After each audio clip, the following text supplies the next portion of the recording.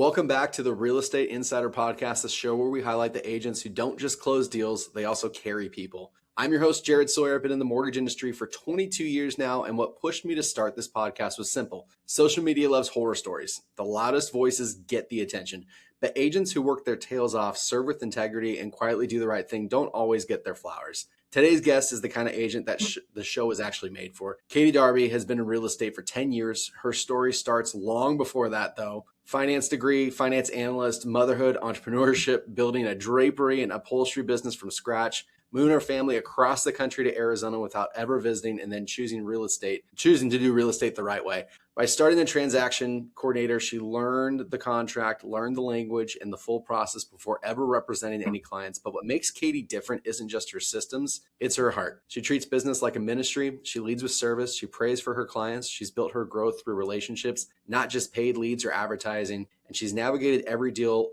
with a personal story, also going through her own personal story since 2025 without letting it derail her commitment to showing up for people. This episode is about faith, resilience, and advocacy, and it's what it looks like to love and lead with a heart. Katie, thank you so much for joining. I really appreciate your time today and coming on. You being a 10-year real estate professional, obviously you had to start somewhere. I think a great place for people to kind of get to know you is before real estate, before life started there, what were you into? I know I kind of gave a little prelude to it, but what kind of got you set on this path and what got you going in real estate? So it's really interesting because I never thought I would be in real estate. Let me just say that first of all. Yeah, kind of always thought I was going to be a career mom. And then I had our first child. And as soon as she was born, everything kind of changed for me. And I realized I love being a mom. Not that I wouldn't, but so I worked 2 years, the part-time, and then we had our second child, a son.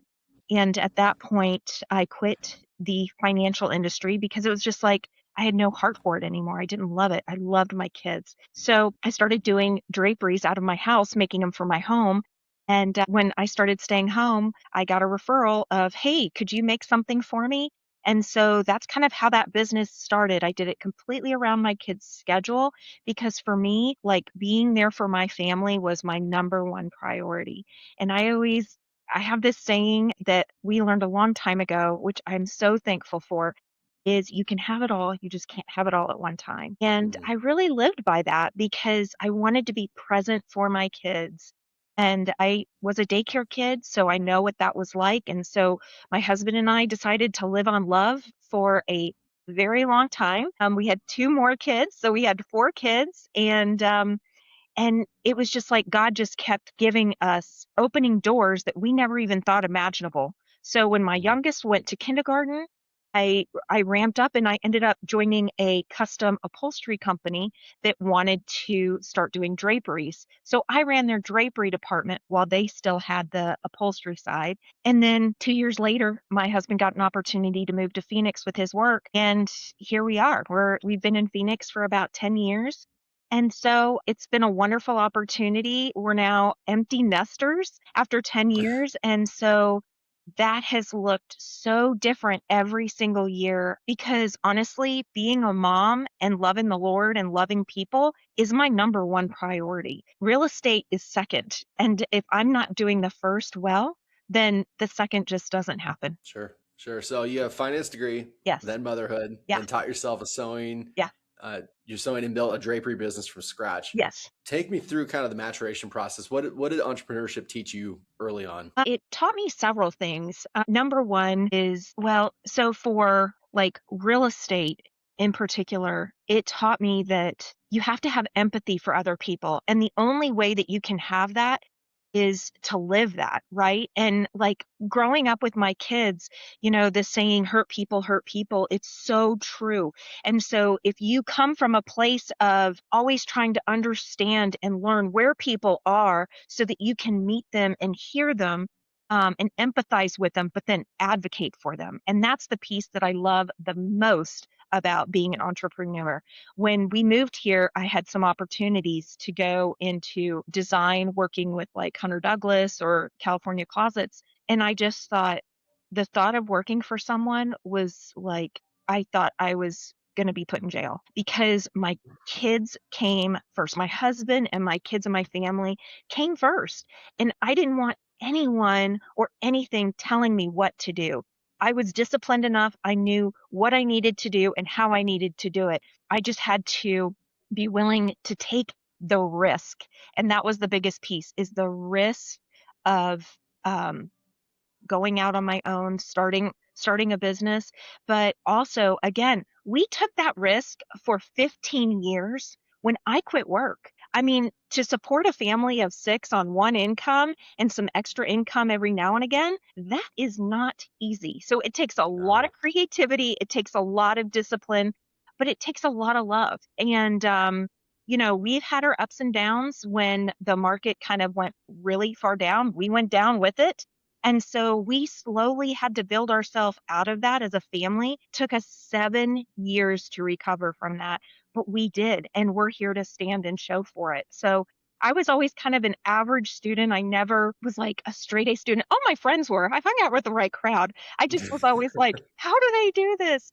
But I remember I had my parents' friends, they would be like, you're going to go so far in life, Katie, because you know how to work hard and be persistent, where a lot of people don't. And so I'm grateful that, I had reading challenges growing up. I'm grateful I was the second of 4 kids. Like, it wasn't like anything was kind of handed to me. I'm so grateful for every opportunity. And I want other people to know that they are cared for, loved, seen, and heard. And there's solutions out there no matter what your situation. That's beautiful. So your family also makes a complete blind move from Georgia to Arizona. Yes. Yeah. Never visited. No. What was that season like? Um, it was really a season of faith, to be completely honest. We sat down with our 4 kids. So our oldest was a sophomore in school and our youngest was in 2nd grade. So we had high school, middle school, elementary school. And we asked them and we were like, guys, what do you think about this? And they were all like, do they have Chick-fil-A? Yes, they have Chick-fil-A. Okay, we're willing to Do go. they have Chick-fil-A? I love it. So they had sweet tea, and that was important to Yep. them. None of them drink sweet tea anymore. But so, it taught us so many things as a family. It grew us so much closer as a family because when you don't have anybody around you, it really changes things. But it was like God knew He was kind of preparing us because we had left a large church that we loved, we were so involved in, and we went and did another plant church with like 20 people. And I remember thinking, okay, how is this going to benefit our 4 kids? They need youth group, they need ministry, all these things.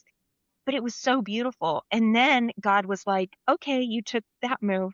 Now I want you to move across the country. And again, with the real estate, I never intended to go into real estate. I spent 7 months getting our kids acclimated into Arizona and schools. And so when they went back to school in July, I did a resume, which I hadn't done in 20 years. And then I found, I made a connection with a realtor that was right there in the community where we lived. I could walk to the kids' school and I could walk to the office. So it was perfect. And Perfect. that's kind of how it all started. Right on. So you mentioned something on our first call Hmm. that something that the relocation agent missed, a key detail. Your daughter had one non-negotiable, Yes. Hamilton High School. Yes. My alma mater too, Yes. ironically enough. What did that experience teach you about what clients need from like an advocacy standpoint, especially moving across the country blind? Yeah. Yeah. I think that is like one thing that was so huge. She was a very nice person. And one thing I loved that she did was she had like snacks and drinks and things for when we came to visit. So as a mom, I was like, oh my gosh, that's so thoughtful. But our biggest issue was being in a high school. My daughter, she's now a doctor. She had to go to Hamilton High School. And so we were like, okay, we can make that happen. But the agent didn't tell us about the fact that they have open boundaries here. In Georgia, there are no open boundaries. You have to live in the school district, no ifs, ands, or buts about it.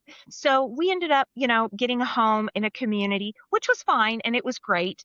But it was one of those things where it was like, this was important, but she didn't know and she didn't bother to tell us because she didn't live in the area where we were. And so when someone says schools are super important, I obviously cannot direct them, but I can at least say, okay, well, just something to think about. There's open boundaries here. So yeah, and the other thing is I remember when I first got my license, I was like, who would want to work with me? Nobody even knows me. We've only lived here 7 months. There's 54,000 realtors. This is silly. And so I just did my transaction coordinating. I just learned the contract and I did all of that. And then I realized as time went on, I can really help people, especially people that are relocating, especially people first time home buyers. Like there's a lot of things that I offer that other agents don't offer. And so I always say, being a mom of four, I know how to advocate and negotiate. I like that. Yeah. You touched on going the TC route, which is kind of rare. And you also mentioned something about the first 75 transactions kind of give you a good understanding of how Mhm. to do things. So what would you say that route taught you that maybe some agents miss early on in their career? So the one thing I am is I am a constant learner. And so for me, I felt like trying to represent someone in their largest transaction, I could not do that unless I knew that contract backward and forward, unless I knew the real estate industry, the ins and outs of it. And so for me, it was like, I am not going to go out and do something for someone else if I am not fully 100% understanding what I'm doing, knowing the contract. We don't have attorneys here. So it is super important that I know all the ins and outs of what that looks like. So I asked a zillion questions, but that is one thing that you learn when you are not the smartest person is you're always willing to ask questions and grow and learn. And so I'm always taking continuing ed classes and trying to be a better agent, but also helping the agent on the other side too, working together with the title company, the agent, with the lenders, because I am a finance person, I'm always thinking outside the box as well. So one of my first buyers, they didn't think that they could buy because they had filed bankruptcy. And so it was like, well, wait a minute, you have options. So again, knowing everything helped me help other people. I think it's really important to have Yeah. a holistic approach, especially with what you're doing, because you're going to be the main source of contact for the Yeah. transaction, right? I mean, even on my side of it, where I'm in lending, the real estate agent, 9 times out of 10, they're going to be the closest person with the client. Yes. And so it's really important that your position be a position of trust because people are going to come to you with a spectrum of Mhm. questions. So I think it's really smart that you have that experience. And also, you say you're not the smartest person in the room, but you are asking questions, which would make you also the smartest person in the room to ask those questions because unless you ask, you just don't That's right. know. That's right. And I mean, for you looking at 2024 and 2025, it looks like you're starting to really hit your stride. And what changed for you? You talked about you joined coaching. Was it just coaching after a tough year? What else really kind of started to click with you here in the last couple of years? So coaching was number one. And that was the piece that it took me a little while to figure out was I need people. I need people and I need to be around people. That is like one thing that really gives me a lot of energy. And then so 2023 was kind of my, lowest year. I joined coaching at the end of 2023. 2024, I almost doubled my production that year. And Wow. that was coaching and that was slowly learning. But you give me a plan, you give me steps one, two, three, I'm going to do steps one, two, and three. And I think that's where a lot of people um, maybe don't follow through is I am a follow through person. So that's what I did. And so when I got into, and then I did a second coaching group starting in 2025. And she was like, Katie, you need to leverage pretty quick because my end of my 24 was just ramping up and ramping up. And so 2025 was leverage. Like I got the most amazing transaction coordinator. She is phenomenal. And I also have a virtual assistant that helps me with my social media and my marketing. And I've leveraged more things so I have time to be in front of my clients. I have time to do what I'm really good at, which is being with people and trying to serve my clients the very best I can and letting people that are really good at social media and paperwork do those things for me. So that's really been the biggest change for me over this last year is leverage.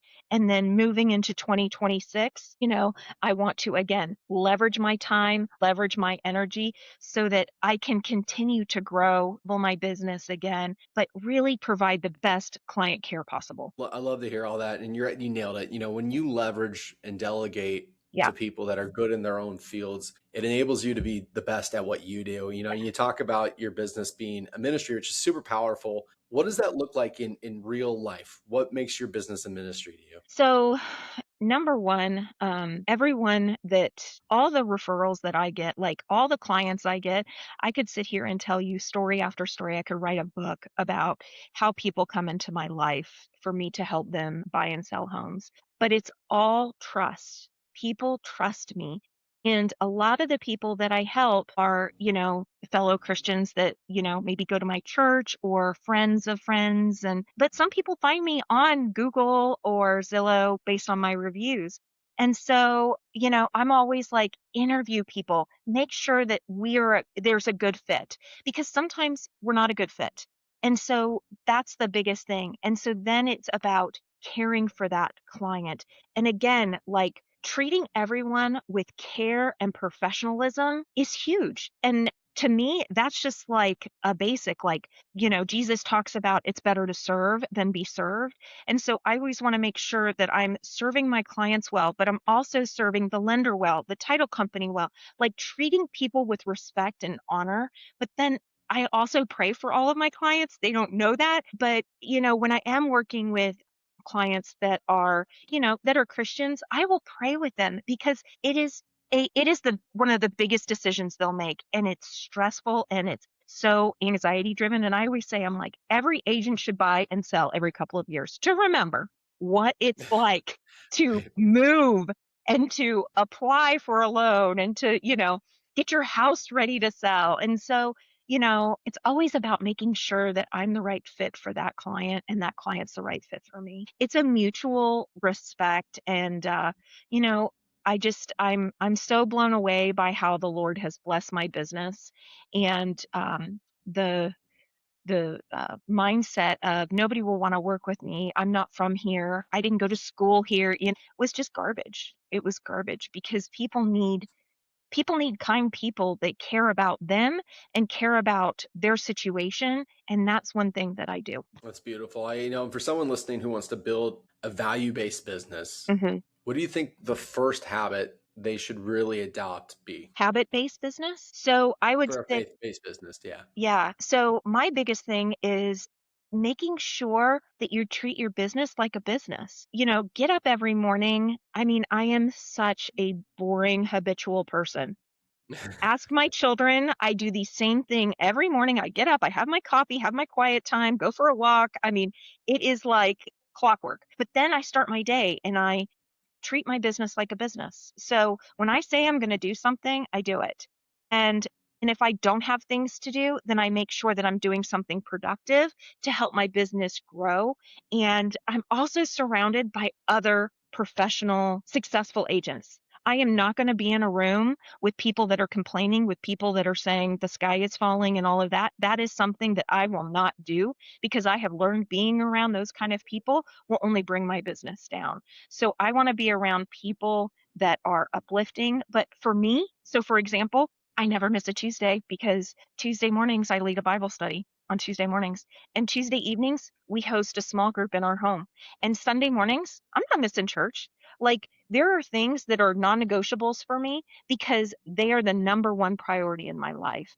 And it's like, if I am not, if that is not my first priority, then everything else falls out of place. So, starting my day with quiet time, making sure that I'm praying for those that God has put in my life at that time, and treating others as best I can with the best respect I can, is all I can do. That's beautiful. And life doesn't come without some storms. And you went through one this last year. It put you through some really hard seasons and some stuff that you faced that you said could have derailed you, but it didn't. What did you learn about yourself over this past year as you were going through it that maybe somebody listening is in a storm right now and they might need to hear? Yeah. So for me, my family has always been my number one priority. Like, they are my life. And, with older children, you sometimes have kids that walk away, and we have no control over that. And so we had really, really high highs with weddings, graduations this year. But then we had situations where, one of our children decided that they, didn't feel cared for. And so that really put us in a very, very hard season. I took it very personally, and it was really one of the hardest things I've ever gone through. It was about 3 months of just ultimate sadness and survival. And, Yeah. we had so many people in our small group, friends, family members that loved us well through it. They understood. And like my coaches, they were like, Katie, all I want you to do is take care of the people that are in your life right now. Nothing else matters. Just focus on taking care of that and taking care of you. And then try to start finding joy again in your life. And so, the second half of the year, it was third quarter was just kind of a whirlwind. And Mhm. by fourth quarter, I started finding joy again. And I can say now that like I have joy in the Lord again. And I just don't know what I would do without our church family, without our friends and our family supporting us and loving us through such a hard season. Nothing has changed, unfortunately, but I had people supporting and loving us. And I had leverage again, like I had my transaction coordinator helping me take care of all the paperwork. I had my virtual assistant doing my marketing pieces and things like that. So I could be present when I needed to be present. And then when I wasn't present, I was on the couch sleeping or like, I was I was inactive for a couple of Yeah. months, which is not like me, but I needed that time to mourn and just deal with the situation that we were in.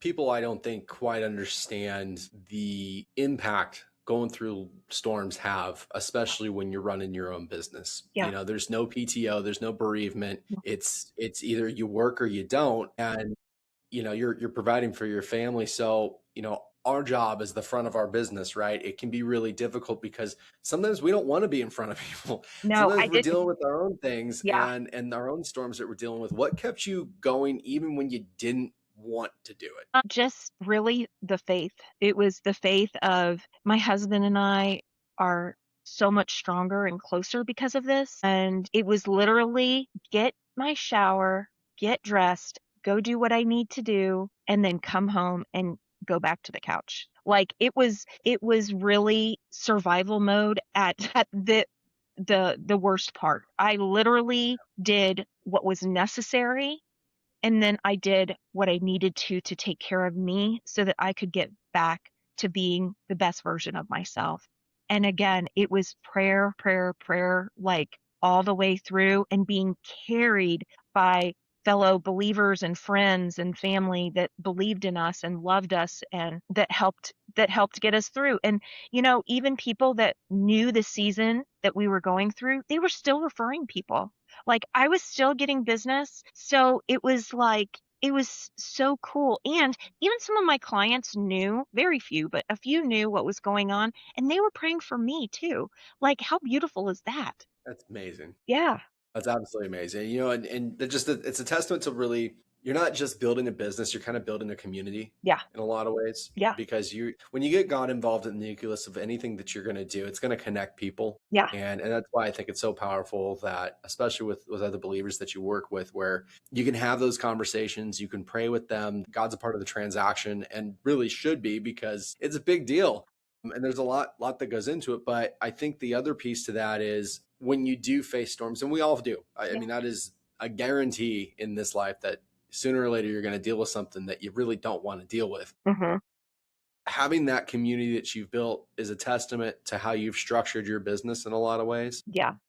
You talk about leverage, being able to then, lean into your team and Hmm. say, hey, I need you guys right now bad because there's no stopping the show, right? You still have clients to serve and your Yeah. pipeline gets really extensive. So outside of the storm aspect of it, how do you stay on top of your pipeline on a weekly basis to make sure that you're not missing people, phone calls, everything that goes into it? Yeah.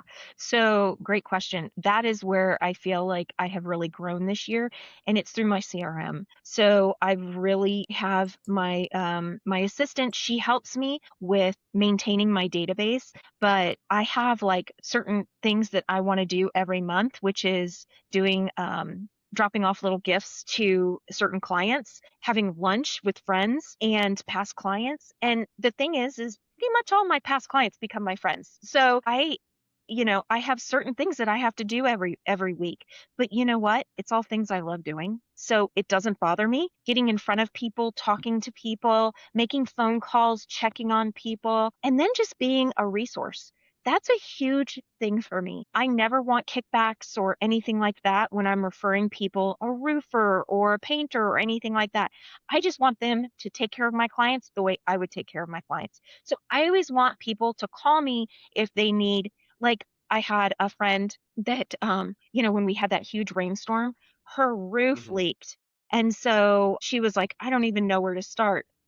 I put her in contact with my roofer, with my, restoration company, with my painter. And so she was able to get everything squared away before Thanksgiving. And so it's just things like that, like just being a resource, being there to help other people. It just comes back tenfold. So it's a beautiful thing. And, when the Lord says, you can never give enough, it really is true because he's just going to bless your socks off. And that's what he's done with my husband and I. And, when people are like, we don't have any money, whatever, we get it. Like, we get it. I remember there were times we would look at our tax returns and think, how in the world have we supported our family on this little bit of money? And but the Lord has always provided. And so living that way for 15 years it builds your faith. That's what it does. It builds your faith. And again, it's just like, it's a muscle. Like your faith is a muscle. And the more you trust, the more it grows. The more you trust, the more it grows. And so, that time period, it gets shorter and shorter the longer you walk with the Lord and you trust in him. That's beautifully put. If you could go back in time, maybe pre-move from Georgia out here to Arizona, what's a piece of advice you would give a younger Katie at that point? If you could just time travel, pop in, hey, I'm from the future. I got 15 seconds. Let me give you some advice.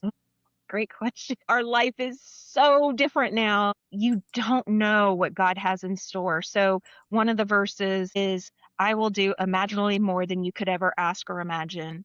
And I would say, trust the Lord when he says that, because that is what he has done. He has done more than I could ever ask or imagine in our future with our family, our children, everything. I never thought, we would be able to help our kids pay for college. We've been able to help our kids pay for college. I never thought we'd be able to, have the house that we have. There's just so many things. There's so many things. And just be faithful and lean on the Lord and lean on the family of faith that he provides for you. Last heavy question Yeah. here before we wrap up. So way out in the future, talking way down the line. Okay. We're at a celebration of life for Katie. Okay. People are getting up and they're talking about you. What do you want your lasting impression or what people would say to be about you? That she heard me, that she cared, and that she loved well. Yeah. Well, that's beautiful. Thank you so much for coming on today. It You're has been welcome. a pleasure. Listeners, thank you so much for joining us. Please like and subscribe for more in-depth real estate knowledge. Katie, where can people find you if they want to work with you? They can find me, Katie Darby Realtor. So I'm on Instagram, Katie Darby Realtor, or my website is just katiedarby.com, Katie.